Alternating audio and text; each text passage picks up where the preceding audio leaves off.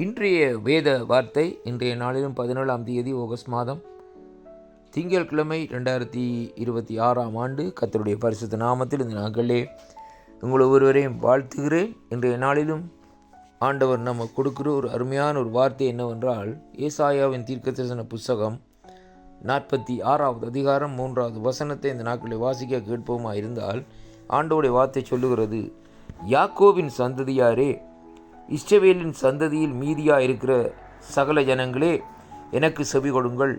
தாயின் வயிற்றில் தோன்றினது முதல் உங்களை ஏந்தி தாயின் கற்பத்திலே உற்பத்தியானது முதல் உங்களை தாங்கினேன் என்று கர்த்தர் இந்த நாட்களிலே நமக்கு சொல்லுகிறதை பார்க்கிறோம். அருமை பிள்ளைகளே, ஆண்டவர் இந்த நாட்களிலே ஒரு அருமையான ஒரு வாக்குத்தத்தத்தை இந்த கால வேளையில் நமக்கு கொடுக்குறார்.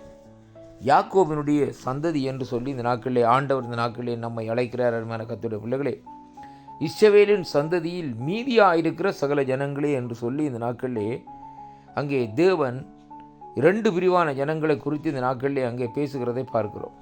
முதலாவது, அவருடைய சொந்த ஜனமாகிய யாக்கோபினுடைய சந்ததியிலிருந்து வந்தவர்களும், 2வது அங்கே இஸ்ரவேலின் சந்ததியிலே மீதியாக இருக்கிற சகல ஜனங்களை குறித்தும் இந்த நாட்களிலே ஆண்டவர் பேசுகிறார்.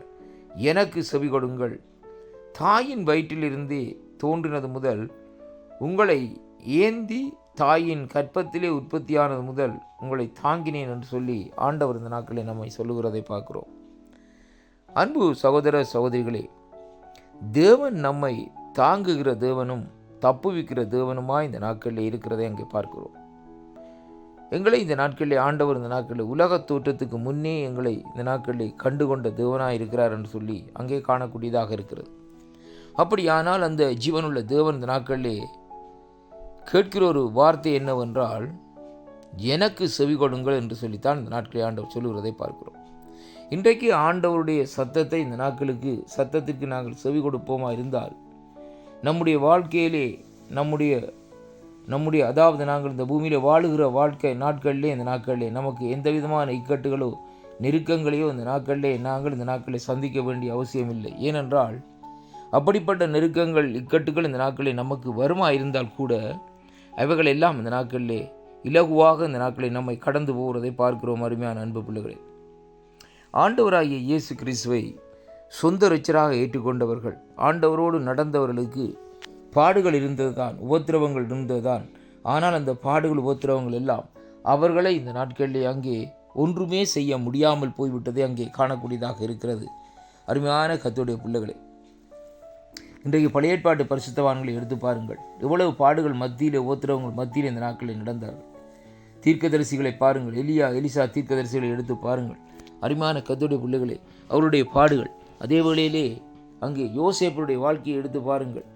எப்படிப்பட்ட ஒரு சூழ்நிலை, சொந்த சகோதரங்களால் இந்த நாட்களே நிராகரிக்கப்பட்டு பாலும் கிணத்திலே போடப்பட்டு இந்த நாட்களே எகிப்துக்கு அடிமையாக விற்கப்படுகிறதை பார்க்கிறோம். ஆனாலும் அந்த பாடுகளின் முடிவிலே பார்க்கிற வேளையிலே மிகவும் ஒரு மகிழ்ச்சியாகவும் சந்தோஷமாக அந்த நாட்களில் இருக்கிறதை பார்க்கிறோம். ஏனென்றால் அன்பு பிள்ளைகளே, பாடுகள் நம்முடைய வாழ்க்கையிலே வருமா இருந்தால், அந்த பாடுகள் மத்தியிலே பாடுகளை கடந்து நாங்கள் செல்லுகிற வேளையிலே நாங்கள் அமைதியாக ஆண்டவரோடு இந்த நாட்களில் கைகோத்து நடக்கிறவர்களாய் இருக்கக்கூடியதாக இந்த நாட்களில் இருக்கும் என்று சொல்லி இன்றைக்கு நாங்கள் பார்க்கக்கூடியதாக இருக்கிறது.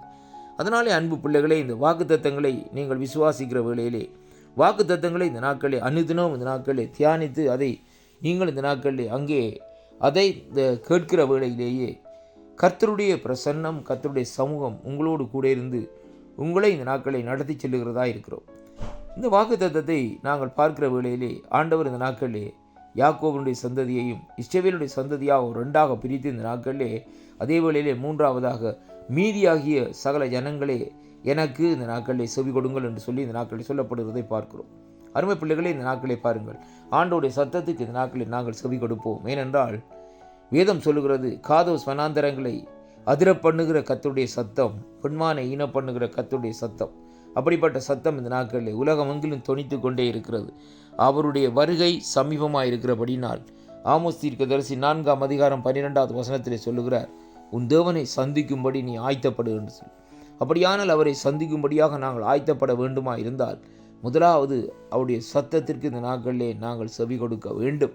அப்படியாக செவி கொடுக்கிற வேளையிலே எப்படியாக நடக்க வேண்டும், எப்படியாக நாங்கள் செயல்பட வேண்டும் என்று கர்த்தர் நம்ம கற்றுத்தருவார். கர்த்தர் தாமே உங்களை ஆசீர்வதிப்பாராக என்று இந்த வாக்குத்தத்தத்தினூடாக உங்களை வாழ்த்தி ஆசீர்வதிக்கிறேன். மகிமையும் கனமும் துதியும் புகழும்